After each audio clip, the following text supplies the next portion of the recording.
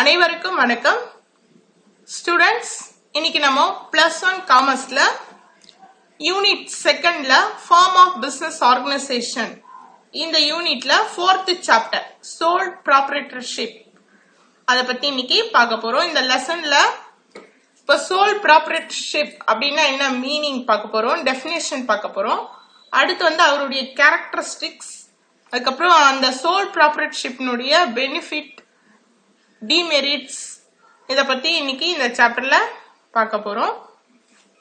இப்போ ஸ்டூடெண்ட்ஸ், இது வரைக்கும் நம்ம சேனலை சப்ஸ்கிரைப் பண்ணாதவங்க சப்ஸ்கிரைப் பண்ணிடுங்க, பிடிச்சிருந்தா லைக் பண்ணுங்க, வீடியோவை முழுமையா பாருங்க. இந்த லெசன் நமக்கு ரொம்ப இன்ட்ரெஸ்டிங்கா இருக்கும், ஈஸியா இருக்கும். இப்போ லெசனை நல்லா கவனிச்சாலும் நம்ம அதுல வர கொஸ்டின்ஸ்லாம் நம்ம ஈஸியா அட்டென்ட் பண்ணிடலாம். அதே மாதிரி இன்சைட் ஒன் வேர்ட் கொஸ்டின்ஸ்லாம் கேட்டாலும் நம்ம ஈஸியா அட்டென்ட் பண்ண முடியும். சரி ஸ்டூடெண்ட்ஸ், இப்போ நம்ம பார்க்கலாம். இப்போ ஃபர்ஸ்ட் இதுல ஒரு திருக்குறள் கொடுத்திருக்காங்க. எண்ணி துணிக கருமம் துணிந்த பின் எண்ணுவது என்பது இழுக்கு. இப்போ ஒரு செயலை செய்யறதுக்கு நம்ம என்ன செஞ்சிட்டோம், ஆரம்பிச்சிட்டோம். இப்போ ஒரு பிசினஸ் ஆரம்பிச்சாச்சு. அப்போ ஆரம்பிச்ச உடனே என்ன செய்யணும், அந்த பிசினஸ்ல எப்படி டெவலப் பண்ணலாம் அப்படின்னு பாக்கணுமே தவிர, ஐயோ தெரியாம இறங்கிட்டோமே, தெரியாம செஞ்சு ஆரம்பிச்சிட்டோமே அப்படி சொல்லக்கூடாது. அதனால ஒரு வேலைய தொடங்கியாச்சு, எண்ணி துணிக கர்மம், துணிஞ்சு இறங்கியாச்சு. அப்போ அதுல வர எல்லா ரிஸ்கையும் பார்த்து அதை நல்லா டெவலப் பண்ணணுமே தவிர அதுல இருந்து நம்ம வெளியில வரக்கூடாது. சரிங்களா? அதுதான் இதுல சொல்றாங்க. இப்ப நம்ம பார்ப்போம். இப்போ சோல் ப்ராப்ரைட்டர்ஷிப், அதாவது சோல் ட்ரேடர் அப்படின்னு சொல்லுவாங்க. அவரை பத்தி என்ன அப்படின்னு பாத்தீங்கன்னா, இப்போ நீங்க உங்க வீட்டு பக்கத்துல பாக்குற கடைங்க, சின்ன சின்ன மளிகை கடைங்க, பெட்டி கடைங்க, அப்புறம் ஸ்வீட் கடை, பேக்கரி, அப்புறம் பியூட்டி பார்லர், சரிங்களா? அப்புறம் அயன் பண்றாங்க இல்லைங்களா, துணி அயன் பண்றது, ட்ரைக்கிங் கடை, அடுத்து பாத்தீங்கன்னா நீங்க போட்டோ ஷாப்பு, நிறைய ஆர்கனைசேஷன்ஸ் பாத்தீங்கன்னா இந்த மாதிரி சோல் ட்ரேடரா தான் இருக்கு. நமக்கு நல்லா தெரிஞ்ச விஷயம் தான். இப்ப இவரு பாத்தீங்கன்னா என்ன செய்வாரு, அவர்கிட்ட இருக்கிற பணத்தை வச்சு அவர் என்ன செய்வாரு, பிசினஸ் ஸ்டார்ட் பண்ணுவாரு இல்லைங்களா? அதே சமயம் கொஞ்சம் இன்வெஸ்ட் பண்ணாலே போதும். இதுக்கு லோ கேபிட்டல் இருந்தாலே போதும், அதிகமா இன்வெஸ்ட் பண்ணணும்னு அவசியம் கிடையாது. அதே மாதிரி அவருடைய டேலண்ட், அவருக்கு திறமை இருக்கணும், அதை நல்லா செய்யறதுக்கு அவருக்கு தெரிஞ்சிருக்கணும், ஆர்வம் இருக்கணும், இன்ட்ரெஸ்ட் இருக்கணும். சரிங்களா? அது இருந்தாலே போதும் இல்லையா? அவரு ஈஸியா என்ன செய்யலாம், இந்த பிசினஸ் ஸ்டார்ட் பண்ணிடலாம். அதே சமயம் அவர்கிட்ட இல்லைனாலும் ஃப்ரெண்ட்ஸ் கிட்ட இருந்து, ரிலேட்டிவ்ஸ் கிட்ட இருந்து கொஞ்சம் என்ன செய்யலாம், அவரு லோன் வாங்கலாம், வாங்கி பிசினஸ் ஸ்டார்ட் பண்ணலாம். அதே மாதிரி அதுல வர ப்ராஃபிட் ஃபுல்லா யாருக்கு, அவருக்கு தான் இல்லைங்களா? யார்கிட்டயும் அவர் பகிர்ந்துக்க தேவையில்லை. அப்போ ஈஸியா ஸ்டார்ட் பண்ணலாம். இதுக்கு நிறைய ரூல்ஸ் அண்ட் ரெகுலேஷன்ஸ் எல்லாம் தேவையில்லை. அதே மாதிரி ரெஜிஸ்ட்ரேஷன் அவசியம் இல்லை.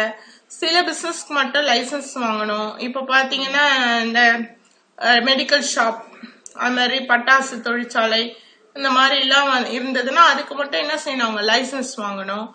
மிச்சபடி பாத்தீங்கன்னா அவங்க ஆஸ் யூஷுவலா பிசினஸ் ஈஸியா ஸ்டார்ட் பண்ணிடலாம். அவங்களுக்கு அந்த டேலண்டும் இன்ட்ரெஸ்டும் இருந்தா போதும். சரி, ஓகே. இப்போ இவரை பத்தி நிறைய நம்ம தெரிஞ்சுப்போம், இன்ட்ரெஸ்டிங்கா இருக்கும். நீங்களே நாளைக்கு ஒரு பிசினஸ் ஸ்டார்ட் பண்ணோம் அப்படின்னா கூட இத பத்தி எல்லாம் தெரிஞ்சிட்டீங்கன்னா ஈஸியா நீங்க ஸ்டார்ட் பண்ணிடலாம். நம்ம காமர்ஸ் குரூப் படிச்சவங்க என்னைக்குமே புவரா இருக்கிறதுக்கு வாய்ப்பே கிடையாது. ஏதாவது ஒரு லைன்ல போய் அவங்க டெவலப் ஆயிடுவாங்க. ஏன்னா அந்த அளவுக்கு நாலேஜ் கொடுக்குது. சரிங்களா? சரி, ஓகே. இப்ப நம்ம பார்க்கலாம்.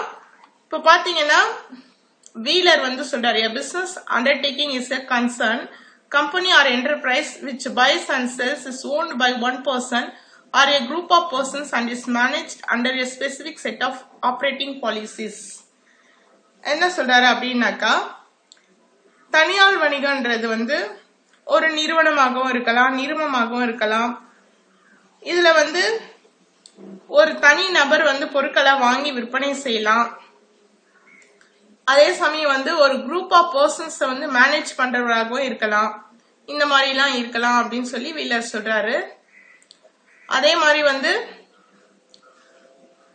சோல் ட்ரேடிங் பிசினஸ் அப்படின்னா என்ன அப்படின்னு பாத்தீங்கன்னாக்கா, sole proprietorship is a form of business organization in which an individual introduces his own capital, uses his own skill and intelligence in the management of its affairs and is solely responsible. Solelyனா தனிப்பட்ட முறையில் அவரே பொறுப்பேற்பார் for the result of its operations. என்ன சொல்றாங்கன்னா இதுவும் ஒரு அமைப்பு தான், இதுவும் ஒரு வணிக அமைப்பு தான். இத ஒரு இண்டிவிஜுவல், ஒரு தனிப்பட்ட நபர் தான் வந்து இதை தொடங்குறாரு, இன்ட்ரோடியூஸ் பண்றாரு. அவருடைய சொந்த மூலதனம், ஓன் கேபிட்டல், அவர்கிட்ட இருக்க பணத்தை வச்சு அவர் தொடங்குறாரு. யூசஸ் இஸ் ஓன் ஸ்கில், அவருடைய சொந்த அறிவையும், இன்டெலிஜென்ஸ் சொந்த திறமை, ஸ்கில்னா திறமை, இன்டெலிஜென்ஸ் அறிவையும் வச்சு அவரை வந்து அந்த தொழிலை மேலாண்மை செய்து அதுல கிடைக்கிற லாப நட்டங்கள், அதாச்சும் அதுல ஏதாவது ரிஸ்க்னால அதை அவரே பொறுப்பேற்றுக்கிறாரு. அதுல கிடைக்கிற லாபங்களையும் அவரே அனுபவிக்கிறாரு அப்படின்னு சொல்றாங்க. இதுதான் வந்து சோல் ட்ரேடிங் பிசினஸ்.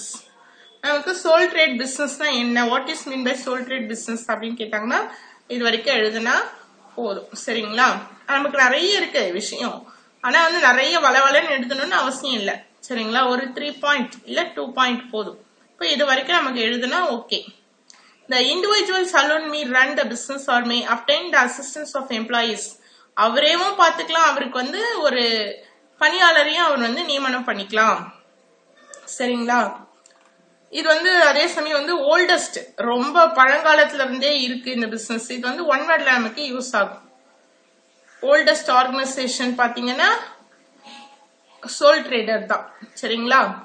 அடுத்து அது ஒரு 2 மார்க் கொஸ்டின்ஸ்ல வரும். அடுத்து வந்து ஃபார்ம் ஆஃப் பிசினஸ் ஆர்கனைசேஷன்ல பாத்தீங்கன்னா நான் கார்பரேட் என்டர்பிரைசஸ், கார்பரேட் என்டர்பிரைசஸ். நமக்கு வந்து செகண்ட் கொஸ்டின், தேர்ட் கொஸ்டின் தான் கேட்டிருக்காங்க. என்ன அப்படின்னு பாத்தீங்கன்னா நான் கார்பரேட் ஆர்கனைசேஷன்ஸ்லாம் என்னென்ன, அதே மாதிரி கார்பரேட் ஆர்கனைசேஷன்ஸ்லாம் எது. இப்போ வந்து ஃபர்ஸ்ட் பாத்தீங்கன்னா கார்பரேட் ஆர்கனைசேஷன்ஸ், கார்பரேட் என்டர்பிரைசஸ்லாம் என்னென்னு கேட்டிருக்காங்க. What is mean by corporate enterprises, what are the corporate enterprises. சரிங்களா? அடுத்து வந்து வாட் ஆர் த நான் கார்பரேட் என்டர்பிரைசஸ். சரி, இப்போ வந்து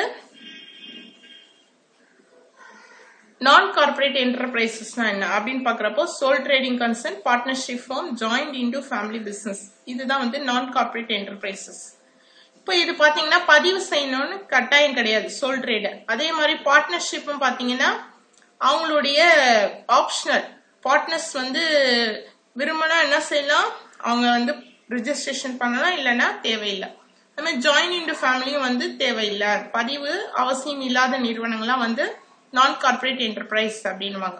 இது செகண்ட் கொஸ்டின் இது ஆன்சர்.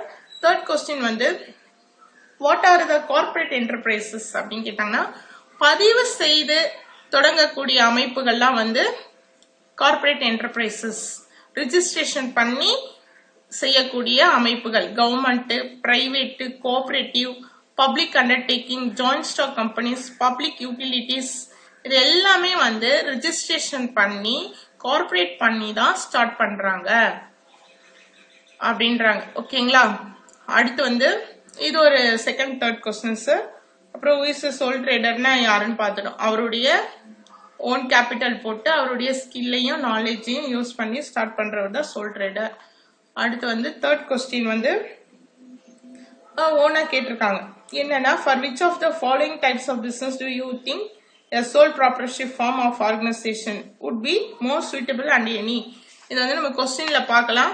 எது வந்து சூட்டபிள் கேட்கறாங்க. Grocery store, medical store, craft centre, legal consultancy, internet cafe அப்படின்னு சொல்லி கொடுத்துருக்காங்க. இதுல பாத்தீங்கன்னா வந்து இதுல the following types of business are more suitable, எல்லாமே வந்து suitable தான் சோல் ட்ரேடருக்கு. ஏன் அப்படின்னு பாத்தீங்கன்னா low capital and quick decision, இதுல எல்லாமே பாசிபிளா இருக்கு அப்படின்னு சொல்லி நம்ம ஃபோர்த் கொஸ்டினுக்கு ஆன்சர். சரிங்களா? அடுத்தது நம்ம வந்து கேரக்டரிஸ்டிக்ஸ் ஆஃப் சோல் ப்ராப்ரேட்டர்ஷிப் பார்க்கலாம். கேரக்டரிஸ்டிக்ஸ் ஆஃப் சோல் ட்ரேடர் பார்க்கறப்போ ஓனர்ஷிப் பை ஒன் மேன், அதனுடைய உரிமையாளர் ஒருத்தர் தான். This is owned by single person. The sole trader contributes the required capital, தேவையான முதலீடு ஃபுல்லா அவரே போடுறாரு. Is not only the owner of the business but also the manager of the entire affairs. அவர் வந்து முதல் போடுறவர் மட்டும் இல்ல, மேலாண்மை செய்பவரும் அவர் தான், பிசினஸ் வந்து நிர்வாகம் செய்யக்கூடியவரும் அவர் தான் அப்படின்றாங்க. Freedom of work and quick decision, Since the individual is himself as owner, he need not consult anybody else. Hence, he can take quick decisions.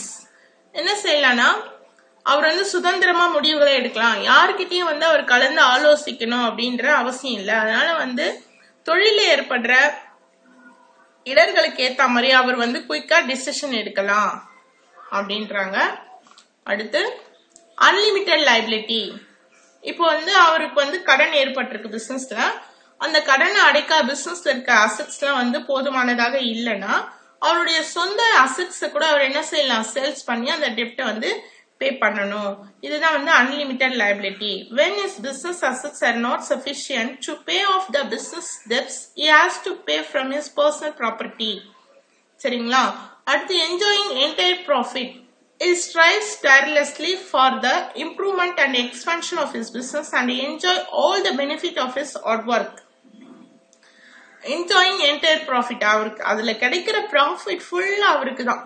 ஏன்னா அவரு தான் வந்து என்ன செய்யறாரு, கடினமா உழைக்கிறாரு. அந்த பிசினஸ் வந்து நல்லா டெவலப் பண்ணணும் அப்படின்னு சொல்லி அவர் எந்த அளவுக்கு ஹார்ட் ஒர்க் பண்றாரோ அந்த அளவுக்கு கிடைக்கிற ப்ராஃபிட் ஃபுல்லா அவருக்கு தான். சரிங்களா? Options of government regulations. அதாச்சும் கவர்மெண்ட் வந்து இவங்களை இப்படி செய்யுங்க அப்படி செய்யுங்க அப்படின்னு எந்த லீகல் ஃபார்மாலிட்டிஸும் இந்த சோல் ட்ரேடருக்கு கொடுக்கல. அதனால வந்து இவங்க ஃப்ரீயா வந்து இவங்களுக்கு எப்படி தேவையோ அப்படி ஃபார்மேஷன் பண்ணிக்கலாம். A sole proprietor concern is free from government regulations. No legal formalities are to be observed in its formation, management or its closure. சரிங்களா? எதுலயும் அவங்க தலையிடவும் மாட்டாங்க. இப்படி செய்யுங்க அப்படி செய்யுங்கன்னு அவங்கள போய் டிஸ்டர்ப் பண்ணவும் மாட்டாங்க. No separate entity. Sole trading concern comes to an end with the death, disability, insanity and insolvency of the individual. அவர் வந்து செப்பரேட் என்டிட்டி, தனிப்பட்ட முறையில அவரு தான் எல்லாமே ஏத்துக்கணும். அவர் இறந்துட்டா அந்த தொழில் அவ்வளவுதான், முடிஞ்சு போச்சு. அவரு சரியா பார்க்க முடியல, அவர் வந்து நொடிஞ்சு போயிருக்காரு, எல்லாமே அவரை தான் சாரும். சரியா? அதனால வந்து பிசினஸ் வேற அவர் வேற கிடையாது, தொழிலும் அவரும் ஒன்றுதான். அடுத்து மெயின்டெனன்ஸ் ஆஃப் சீக்ரெசி. இது ஒரு கொஸ்டினா வரும். சோல் ப்ராப்பர்ட்டிஷிப்ல வந்து சீக்ரெசி வந்து எப்படி மெயின்டைன் பண்றாங்க? How it is possible to maintain secrecy sole proprietorship? அவர் வந்து யாருக்கிட்டையும் வந்து பிசினஸோட சீக்ரெட்டை போய் சொல்லணும் அப்படின்னு அவசியம் கிடையாது இல்லைங்களா? சொல்லிதான் இப்போ வந்து ஒரு பார்ட்னர்ஷிப் பிசினஸ் என்ன செய்யணும், எல்லா பார்ட்னருக்கும் அவர் வந்து கண்டிப்பா பிசினஸோட சீக்ரெட்டை சொல்லணும். ஆனா இதுல வந்து அவர் யாருக்கிட்டையும் சொல்ல வேண்டிய அவசியம் இல்லை. அதனால வந்து சீக்ரெட்டை வந்து மெயின்டைன் பண்றது ரொம்ப easy. Since he or she manage all the affairs of the business, the secrecy can be maintained easily. சரிங்களா? இப்போ இந்த கேரக்டர்ல வந்து நீங்க வந்து 5 மார்க்ல கேட்டா 5 ஹெட்டிங் எழுதி எக்ஸ்பிளைன் பண்ணுங்க. அதே மாதிரி 3 மார்க்ல கேட்டா 3 ஹெட்டிங் எழுதி எக்ஸ்பிளைன் பண்ணுங்க. 2 மார்க்ல கேட்டா 2 ஹெட்டிங் எழுதி எக்ஸ்பிளைன் பண்ணுங்க. அதே மாதிரி இந்த சோல் ப்ராப்பர்ட்டிஷிப்ல பாத்தீங்கன்னா இந்த முருகப்பா குரூப் அப்படின்றவங்க வந்து சக்சஸ்ஃபுல்லா வந்திருக்காங்க. அவங்கள பத்தி ஒரு ஸ்டோரி சொல்லியிருக்காங்க. அவர் எப்படி இம்ப்ரூவ்மெண்ட் ஆனாரு என்ன அப்படின்னு டீட்டெயிலாம் இதெல்லாம் நம்ம தனியா ஒரு வீடியோல பார்க்கலாம். அடுத்து advantages and disadvantages of sole trader. இப்போ அட்வான்டேஜஸ் பாத்தீங்கன்னா ஈஸி ஃபார்மேஷன். நீங்க இதுல ஒரு பாயிண்ட் 2 பாயிண்ட் எழுதுனா இப்போ புரிஞ்சிட்டு கூட எழுதுனீங்கன்னா ஓகே. ஹெட்டிங்க வந்து கரெக்டா படிச்சுக்கங்க நல்லா. சரிங்களா? இப்போ வந்து ஈஸி ஃபார்மேஷன், ஏன்னா இது வந்து தொடங்குறது ரொம்ப ஈஸி. ஸ்டார்ட் பண்றது எந்த லீகல் ஃபார்மாலிட்டியும் கிடையாது. கொஞ்சம் கேபிட்டல் இருந்தாலே போதும் இல்லைங்களா, அவருக்கு இன்ட்ரெஸ்ட் இருந்தாலே போதும், உடனே ஸ்டார்ட் பண்ணிடலாம். No legal formalities are required to initiate a sole trading concern. Any person capable of entering into a contract can start it provided he has the necessary resources for it. தேவையான முதல் இருந்தா போதும். Incentive to work hard. அவர் எந்த அளவுக்கு work பண்றாரோ அந்த அளவுக்கு அவருக்கு என்ன கிடைக்குது, ப்ராஃபிட் கிடைக்குது. இன்சென்டிவ் ஊக்கம், என்ன சொல்றது, கடின உழைப்புக்கு வந்து தூண்டுகோலா இருக்கு இந்த பிசினஸ். எந்த ஒரு தனிநபரும் எவ்வளவு எஃபர்ட் போடுறாங்களோ அந்த அளவுக்கு அவங்களுக்கு ப்ராஃபிட் கிடைக்கும். அது ஃபுல்லா அவருக்கு தான் சேரும். there is a direct relationship between effort and reward. அவர் எந்த அளவுக்கு உழைக்கிற, இப்ப நீங்க கூட எந்த அளவுக்கு படிக்கிறீங்களோ அந்த அளவுக்கு நீங்க மார்க் எடுத்துட்டு போறீங்க இல்லைங்களா? புரிஞ்சு படிக்கணும், சும்மா ஏதோ படிக்கிறது waste. The fact the entire profit can be taken by himself without sharing with anybody else induce him to work ceaselessly. அதாச்சும் யார்கிட்டயும் அவர் வந்து பகிர்ந்துக்க வேண்டிய அவசியமே இல்லை. முயற்சிக்கும் பலனுக்கும் நேரடியா தொடர்பு இருக்கு. அடுத்து டிவிஎஸ் குரூப் ஆஃப் கம்பெனி, இவங்களும் ஒரு தனி நபர் தான் இதை ஸ்டார்ட் பண்ணாரு. இது டிவிஎஸ் சுந்தரனார்ன்றவரு. இவரை பத்தி ஒரு ஸ்டோரி கொடுத்திருக்காங்க. இதுவும் நம்ம அப்புறம் பார்க்கலாம் வேற ஒரு வீடியோல.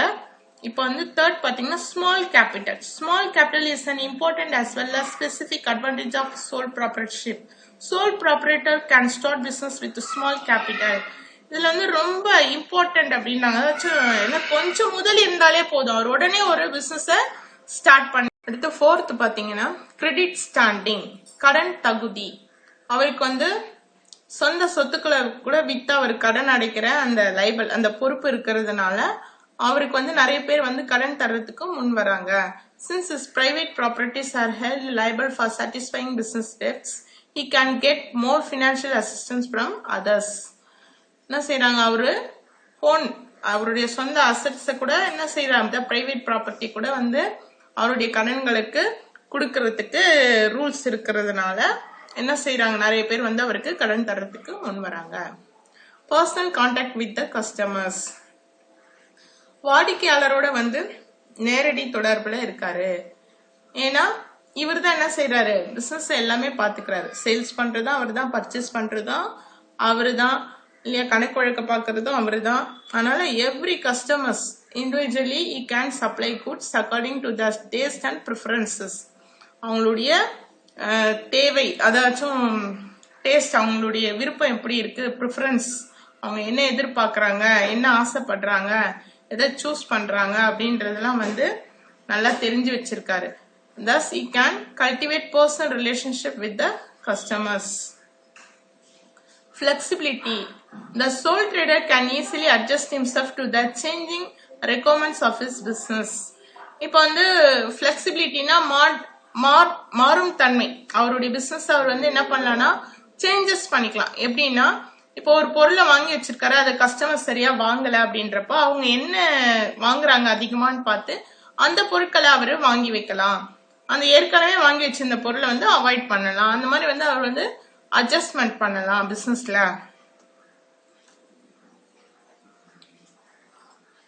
சரிங்களா. அடுத்து வந்து டிஸ்அட்வான்டேஜஸ் ஆஃப் சோல் ட்ரேடர். இப்போ டிஸ்அட்வான்டேஜஸ் பாத்தீங்கன்னா லிமிட்டெட் கேபிட்டல். இதுல வந்து since the capital is contributed by one individual only, business operations have necessarily to be on a limited scale. அதுல பாத்தீங்கன்னா பிசினஸ்ல ஒரே ஒரு நபர் தான் வந்து முதல் போடுறாரு. அப்போ வந்து பிசினஸ் வந்து என்ன செய்ய முடியும், சிறிய அளவுல தான் அவர் வந்து செய்ய முடியும். இது ஒரு குறைபாடு. நம்ம வந்து இதை நன்மையாவும் சொல்லுவோம், குறைபாடுலயும் சொல்லலாம் இல்லைங்களா. அதுல பாக்குறப்போ கேபிட்டல் வந்து கொஞ்சமா இருக்கிறதுனால அவர் டக்குன்னு போட்டு ஒரு பிசினஸ் செஞ்சிடறாருன்னு பார்த்தோம். இதே வந்து டிஸ்அட்வான்டேஜஸ்ல பாக்குறப்போ அவர் வந்து பெரிய அளவுல பிசினஸ் செய்ய முடியாது, சின்ன அளவுல தான் செய்ய முடியும். அடுத்து limited managerial skill. Single person intelligence and experience may not help him beyond a certain stage. Since he has to focus on each and every activities, managerial ability is bound to be limited.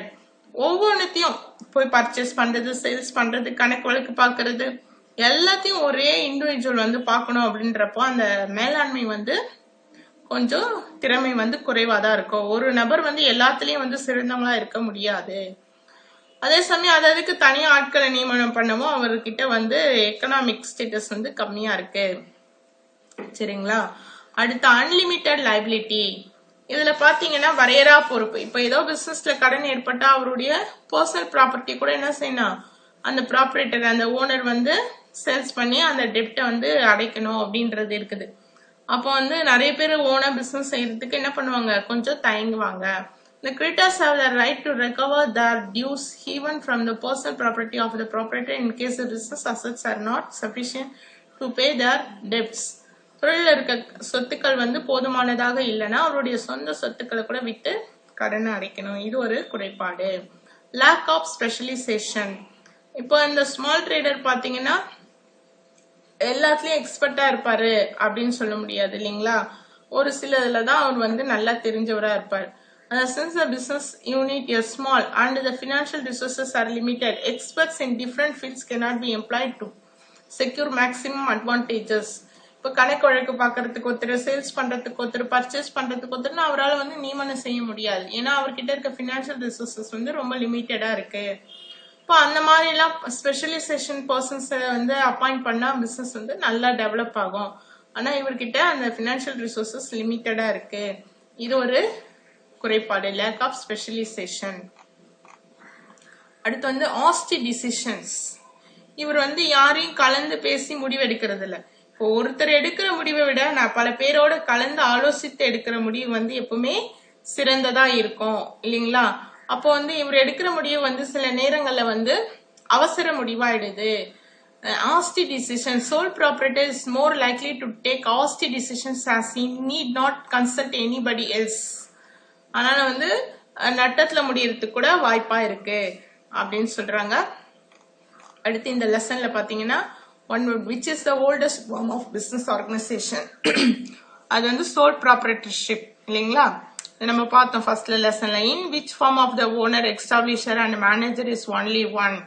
இது வந்து sole proprietor தான் இல்லைங்களா?